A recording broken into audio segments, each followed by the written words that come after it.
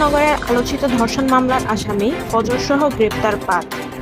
কুমিল্লার মুরাদনগরের আলোচিত ধর্ষণ মামলার মূল আসামি ফজর আলীকে গ্রেপ্তার করার কথা জানিয়েছে পুলিশ।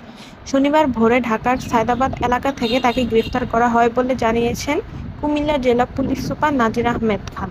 তিনি বলেন, আহত ফজরকে আইন অনুযায়ী চিকিৎসা দেওয়ার পর আদালতে উপস্থাপন করা হবে। আর নির্যাতনের ঘটনা ভিডিও ধারণ ও ফেসবুকে ছড়িয়ে দেওয়ার অভিযোগে কুমিল্লার বিভিন্ন স্থানে অভিযান চালিয়ে অনিক, সুমন, রমজান ও বাবু নামের ৪ জনকে গ্রেফতার করা হয়েছে। ভিডিও ছড়িয়ে দেওয়ার অভিযোগে তাদের বিরুদ্ধে আলাদা মামলা দায়ের করা হবে।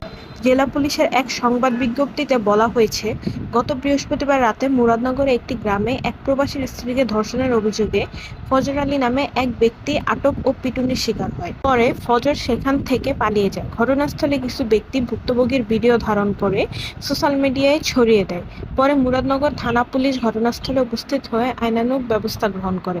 মুরাদনগর থানার ওসি জাহিদুর রহমান বলেন, ফজর আলীকে আসামি করে শুক্রবার মামলা করেছেন এক হিন্দু নারী। বাদীর মেডিকেল পরীক্ষা করা হয়েছে। মামলায় বলা হয়েছে, সপ্তাহে ২ আগে ওই নারী বাবার বাড়িতে বেড়াতে আসেন।